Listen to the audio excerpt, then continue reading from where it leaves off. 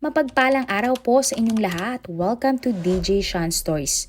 Turn on your notification bell, like and subscribe para sa crime stories araw-araw. Stay with the driver. I am with beautiful I was Maxine. glad that was Hello, I think, yeah, when I come down. Best friend. Good. Sometimes crazy, sometimes normal. Ang babae sa video na iyan ay si Eva. Isang mapagmahal na ina at mabait na kaibigan. Nakatakda na dapat umalis ng Australia si Eva upang makita ang kanyang mga anak na 1 taon niyang hindi nakakasama. Subalit hindi na nakasakay pa ng eroplano ang babae at hindi na muling nakita ni Numan. Para nga sa ating kwento ngayon, pag-usapan natin ang viral na storya ngayon na nangyari sa Australia. Ito ay tungkol sa isang babaeng paulit-ulit na sumugal sa pag-ibig. Subalit sa huli, siya ay nabigo. Kilalanin natin ang babaeng biktima na si Eva Lisrini, 53 years old. Si Eva ay ipinanganak at lumaki nga sa Bali, Indonesia. Bata pa lamang siya ay mahilig ng mag-ayos at magsuot ng mga magagandang damit. Kaya naman matapos ang high school, nagpa siya na si Eva na kumuha ng cosmetology course. Nung una, tutol nga ang mga magulang ni Eva sa gusto niyang kurso. Giit nila, walang magiging kinabukasan si Eva sa kursong ito. Tumatak nga kay Eva ang mga sinabi na ito ng kanyang mga magulang. Kaya naman ito ang nagtulak kay Eva para galingan niya sa kanyang pag-aaral at sinabi ngang patutunayan niya sa lahat na meron siyang ibubuga kahit tungkol lamang sa pagpapaganda ang kinuha niyang kurso. Matapos nga ang pag-aaral, nakahanap naman agad ng trabaho si Eva sa isang beauty salon. Hindi man ganon kalaki ang sinasahod ni Eva, ang babae nga ay masaya sa kanyang trabaho. Nagawa na din ni Eva na bigyan ng pera ang kanyang mga magulang. Bukod sa pagtatrabaho sa salon, tumanggap na din si Eva ng home service. Magaan ang kamay ni Eva at creative na babae, kaya naman madalas siyang makakuha ng mga customer. Pangarap nga ni Eva na balang araw magkaroon siya ng sarili niyang beauty salon. Kaya naman nagsikap nga ang babae at nag-ipon. Kalaunan, si Eva nga ang naging breadwinner ng kanyang pamilya. At nagdesisyon ang babae na isantabi muna ang kanyang mga pangarap. At ang nasa isip nga ni Eva, kailangan niyang kumayod para sa kanyang pamilya. Noong mga panahon na ito, mahina na ang ama ni Eva nang humingi nga ang lalaki ng tawad sa kanyang anak na si Eva. Ayon sa ama ng babae, mali na hinusgahan niya ang kanyang anak at sinabing wala itong mararating. Ang totoo umano, itinatago lamang ng ama ni Eva ang saya na kanyang nararamdaman nang lumalaking masipag at mabait ang kanyang anak. Sa mga huling oras nga ng ama ni Eva, nagkapatawaran sila ni Eva. 26 years old noon si Eva nang unang beses siyang umibig sa isang engineer mula sa Malaysia na napadpad sa kanilang bansa dahil sa isang trabaho. Kalaunan, nagsama na nga sa iisang bahay si Eva at ang kanyang nobyo. At ang magkasintahan nga ay nabiyayaan ng 2 mga anak na babae. Ibinigay nga ni Eva ang lahat sa lalaki na kanyang minamahal. Ngunit sa huli, nauwi pa din ang lahat sa hiwalayan. Umalis na ng bansa ang ama ng mga anak ni Eva na hindi man lamang nagpaalam. Masakit nga para kay Eva ang nangyari, subalit nagpakatatag ang babae at mas piniling lumaban sa buhay para sa kanyang mga anak. Doble kaya din si Eva para makapag-aral ang 2 niyang mga anak. At ilang beses pang muling nagmahal si Eva. Ngunit sa huli, ang lahat ay hindi nagtatapos ng maganda. Nakaranas din si Eva ng pananakit mula nga sa mga dati niyang nakarelasyon. Ngunit sa kabila nga ng lahat ng ito, naging positibo pa din ang pananaw niya sa buhay. Masayahin, may nakakahawang ngiti at mapagbigay. Ganyan nga ilarawan si Eva ng kanyang mga kaibigan at kakilala. Kahit saan mo nga daw dalhin si Eva, agad niyang makakasundo ang mga tao sa kanyang paligid. Nagpalipat-lipat nga si Eva ng salon at ito na talaga ang naging hanap buhay ng babae. Taong 2018, habang nagtatrabaho sa salon, isang lalaki ang nakilala ni Eva. Ang lalaki na ito ay si Alan Case, 67 years old na isang Australian citizen. Si Alan ay nagmula sa Melbourne, Australia. Nagtatrabaho si Alan bilang advanced rigger na ang tungkulin nga ay mag-operate ng crane, loading lift at iba pang mga equipment. At sa tagal nga ni Alan sa industrial work, marami na siyang naging proyekto sa iba't ibang mga lugar. At dahil sa kanyang specialized experience, kalauna naging consultant na lamang si Alan. Tulad nga ni Eva, nagkaroon na ng 2 mga anak si Alan sa una niyang asawa at parehong mga lalaki ang anak ni Alan. Matapos nga ang ilang taong pagtatrabaho, nagretiro na si Alan at nagdesisyon na magbakasyon. At ang napili nga na bansa ni Alan na puntahan ay ang Indonesia dahil sa magagandang tanawin sa lugar. At habang nasa Bali si Alan, nagkakilala nga sila ni Eva. Agad namang naging interesado ang dalawa sa isa't isa. Tila nga naging personal tour guide pa ni Alan si Eva habang siya ay nasa Indonesia. At bago tuluyang bumalik papuntang Australia, opisyal nang naging magkasintahan ang dalawa. Walang tinago nga sa isa't isa sina Alan at Eva. Inamin nila sa isa't isa na dati na silang may mga asawa at mayroon na silang mga anak. At bago nga umalis papuntang Australia, nangako nga si Alan kay Eva na babalikan siya ng lalaki. Ang pagmamahalan nga ni na Alan at Eva ay naging long distance relationship. Madalas silang magkausap sa pamamagitan ng chat at video call. Makalipas nga ang 1 taon, bumalik ng Indonesia si Alan. Habang nagbabakasyon, nakabanding nga ni Alan ang 2 anak na babae ni Eva. Kalaunan, niyaya na nga ni Alan si Eva na magpakasal at sinabing dapat sa Australia na manirahan si Eva. Nag-aaral pa noon ang 2 anak ni Eva kaya nagdesisyon nga ang babae na ang mga ito ay manatili muna sa Indonesia. Masaya naman ang 2 mga anak ni Eva na nakatagpo na ang kanilang ina ng taong magmamahal ng tuluyan sa kanya. At taong 2019, nang dumating nga si Eva sa Australia at sila ay ikinasal ni Alan. Pagdating nga ng Australia, ang unang nga ginawa ni Eva ay nag-aral ng English. Bumalik naman sa trabaho si Alan bilang consultant. Hindi nagtagal, nagkaroon na nga ng bagong mga kaibigan si Eva sa lugar. Madalas ikwento ni Eva sa kanyang mga kaibigan na nabigyan nga siya ng oportunidad na makapunta sa Australia.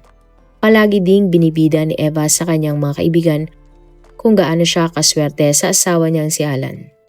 Ang babae nga ay madalas pamasyal sa iba't ibang mga lugar kasama ang kanyang mga kaibigan o kaya naman sila ay nagsha-shopping. Sa tuwing bibisita nga ang mga kaibigan ni Eva sa kanilang bahay, pinagluluto sila ng babae ng mga Indonesian food. Habang nasa Australia, paminsan-minsan ay kumukuha nga si Eva ng mga racket sa pag-aayos ng mga buhok.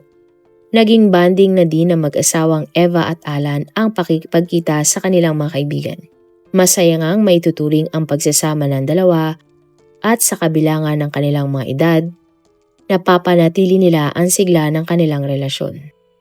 Madalas kasing sinosurprise ni Alan si Eva ng mga regalo o bulaklak. Kalaunan, bumisita nga ang mga anak ni Eva sa Australia.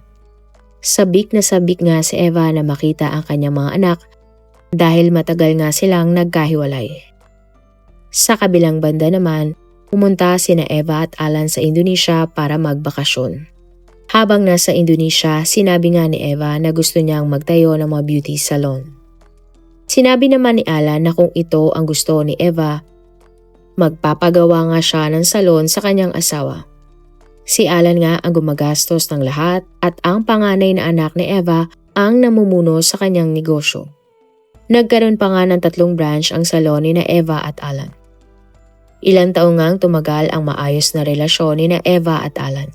Ngunit pagpasok ng taong 2026, lumabas ang totoong ugali ng Australiano. Masyado palang controlling si Alan kay Eva. Binabantayan ng mister ang bawat galaw ng kanyang misis na si Eva kahit na kilala naman ni Alan ang lahat ng mga kaibigan ng kanyang misis. Nagagalit din si Alan kapag umaalis mag-isa si Eva dahil kailangan ngang magtrabaho ng babae. Maging ang pakikipag-usap ni Eva sa kanilang mga kapitbahay na lalaki ay minamasama na ni Alan. Dito na nagsimulang magkaroon ng mga pagtatalo at alitan ang mag-asawa. Paminsan-minsan nasasaktan na din ni Alan si Eva At takot na takot nga ang babae sa tuwing sila ay nag-aaway mag-asawa. Ang masamang karanasan nga na ito ni Eva ay ikinukwento niya sa kanyang mga kaibigan at mga anak. Pinayuhan siya ng kanyang mga anak na iwan na si Alan at bumalik na sa Indonesia. Pero sa kabila nito, umasa nga si Eva na magbabago pa si Alan at nanatili siya sa piling ng kanyang pinakamamahal na mister. At February 2026, nang nagkaroon nga ng magulong hiwalayan sa pagitan ni na Eva at Alan. Mula nga nang sila ay naghiwalay, umupa na ng isang maliit na bahay si Eva at tuluyan nang umalis sa bahay na tinitirhan nila ni Alan. Matapos ang hiwalayan na ito, sunod-sunod ang hindi kaaya-ayang post ni Alan patungkol sa mga babae, lalo na umano sa mga Asian woman. Sa isang post, tila pinaparinggan pa ni Alan si Eva at tinatawag siyang female narcissist. April 1, 2026 ng umaga, nang nakatakda na nga ang flight ni Eva pabalik sa Indonesia. Excited nga ang ginang dahil 1 taon na niyang hindi nakikita ang kanyang mga anak. Sa huling tawag nga ni Eva sa kanyang anak, nangako ang ginang na dadalo sa opening day ng salon ng itinayo ng kanyang anak. At April 1 nga ng gabi, na nagtaka ang panganay na anak ni Eva na si Vanya dahil hindi na nagchat pa ang kanilang ina sa kanila. Bukod doon, hindi na din sila nakakatanggap ng kahit anong chat at kung nakasakay na ba ng eroplano si Eva o hindi. Hindi nagtagal, hindi na nga matawagan pa ni Vanya ang cellphone ng kanyang ina at tila ba pinatay na ito. At April 2, 2026, walang Eva nga na dumating sa Bali o sa opening day salon ni Vanya. Dito na nga nagsimulang mag-alala ang magkapatid at kinontak nila ang mga kaibigan ni Eva sa Australia na si Gail. Agad namang nagtungo si Gail sa bahay ni Eva pero wala doon ang ginang at wala ang mga gamit nito sa loob. At habang kausap nga ni Vanya si Gail, sinabi nga ng babae na sa kanyang pagkakalam, si Eva ay makikipagkita muna sa ex-husband niyang si Alan at si Alan daw kasi ang maghahatid kay Eva sa airport. Agad namang nagtungo si Gail sa airport at sa airport nga, nalaman niyang hindi pala sumakay ng eroplano si Eva papuntang Indonesia. Naghinala na nga ang babae at inireport na nga sa mga otoridad ang tungkol sa pagkawala ng kanyang kaibigang si Eva. Samantala, nag-post naman ang mga anak ni Eva sa Facebook upang manawagan nga tungkol sa nawawala nilang ina. Kumilos naman kaagad ang mga detective ng Missing Person Squad para hanapin si Eva at maging ang asawa ng babae na si Alan. Ngunit wala ngang nakakaalam kung nasaan ba si Alan. Sinabi naman ni Gail sa mga pulis na hiwalay na si Eva kay Alan dahil controlling nga ang lalaki at sinasaktan pa ang kanyang kaibigan. Sa investigasyon nga, nadiskubri ng mga pulis ang social media account ng lalaki. April 1 ng araw na nawala si Eva, nagpost nga si Alan ng isang video at may caption na "New Girl, New Life". Kaya hinahinala nga para sa mga pulis ang post ni Alan dahil kakahiwalay lamang nila ni Eva pero meron na itong bagong babae. Napunta nga ang duda ng mga pulis kay Alan at pinaghinalaan ng lalaki na may kinalaman nga sa pagkawala ng kanyang asawang si Eva dahil siya ang huling kasama ng kanyang misis.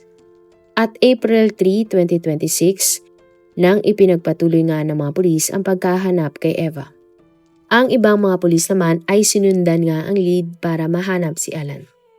At ang nakalap nga nilang impormasyon ay itinutuloy sila sa Melbourne Airport. Inabangan nga ng mga pulis si Alan sa airport at nang lalapitan na nila ang lalaki, nanlaban si Alan dahilan para siya ay arestuhin ng mga pulis. Matapos arestuhin si Alan, dinala siya ng mga pulis sa police station para questionin tungkol nga sa pagkawala ng kanyang asawang si Eva. Ngunit tikom ang bibig ng lalaki. Nang i-check na ng mga pulis ang social media account ni Alan, dito na nila nakita na ng araw na iyon, nag-post na mga larawan ng lalaki. Sa post, pinapalabas ni Alan na siya ay nasa Denpasar, Indonesia, kahit na siya ay nasa Australia pala. Ang bagay nga na ito ay nagdagdag sa hinala ng mga pulis kay Alan na meron talaga siyang kinalaman sa pagkawala ni Eva. Pansamantalang ikinulong si Alan para sa kasong hindering and resisting police. Bukod doon, napag-alaman din ng mga pulis na paalis na pala si Alan para sa isang international flight ng araw na iyon. At kinabukasan April 4, 2026, pinagpatuloy nga ng Missing Persons Squad ang paghahanap kay Eva. Tanghali ng araw na ito, ang mga pulis ay napadpad nga sa intersection ng Little River Road at Princess Freeway. Maya-maya pa, isang pulis nga ay may napansin sa isang damuhan at kanya itong nilapitan. Nagulat naman ang mga pulis nang tumambad sa kanya ang labi ng isang babae at habang pinagmamasdan niya ang nasabing labi, ang itsura nito ay may halin tulad sa nawawalang si Eva. Ang lugar nga kung saan natagpuan ng labi ay napakalayo naman sa bahay ng nawawalang si Eva. Ang labi nga ay dinala agad sa laboratorio para sumailalim sa autopsy. Pinapunta nga ng mga pulis ang kaibigan ni Eva na si Gail para subukan nilang kilalanin ang labi. Napaiyak na nga lamang si Gail nang kinumpirma niya na ang labing nakita ay ang nawawala niyang kaibigang si Eva. Tinawagan naman ni Gail ang mga anak ni Eva sa Indonesia at maging sila ay pinatotohanan nga na ina nga nila ang natagpuang labi. Masakit nga para sa mga anak ni Eva ang mga nangyari dahil napakalayo nila sa Australia at ang kanilang ina ay wala ng buhay. Lalo na at hindi na nila ito mayayakapang muli. At ay nga sa autopsy report na nakahal ang naging sanhi ng pagkamatay ng ginang. At dahil dito, formal nang kinasuhan ang asawa ni Eva na si Alan ng murder at siya ay agad na ikinulong. Pero sa kabila nito, hindi inamin ng lalaki ang ginawa niyang krimen. Ngunit para sa mga pulis, sapat na ang ebidensya nilang hawak laban kay Alan. Labis nga naawa ang naramdaman ni Gail para sa mga anak ni Eva dahil wala namang ibang pamilya ang dalawang mga babae. Kaya naman isang GoFundMe account nga ang binuo ni Gail at ang perang makakalap nga ay para sa dalawang anak ng namatay niyang kaibigan. Tinawag nga ni Gail si Eva na isang mapagmahal na ina at napakabait na kaibigan. Base naman sa isang campaign, tinawag nila si Eva na may ginintuang puso. Hindi naman nagustuhan ng gumawa ng campaign ang sinabi sa isang balita na tila sinisisi pa nito si Eva dahil nanatili pa ang biktima sa piling ng kanyang mister kahit na sinasaktan siya nito. Pinuna din ng campaign ang mga bastos at hindi kaaya-ayang post ng suspect na si Alan patungkol kay Eva at sa mga babae. Ay nga sa website, si Eva ang pang-18 babaeng pinaslang sa Australia ng kanilang mga karelasyon. Ang kaso na ito ay ongoing pa at may karagdagang impormasyon na lalabas sa mga susunod na araw. Ang suspect na si Alan ay mananatili sa kulungan at siya ay nakatakdang umarap sa Melbourne Court sa August 10, 2026. Kung ikaw ang tatanungin, dapat bang magalit ang mga tao at sisihin si Eva na natili siya sa kanyang asawa kaya umano nangyari ang krimen sa kanya?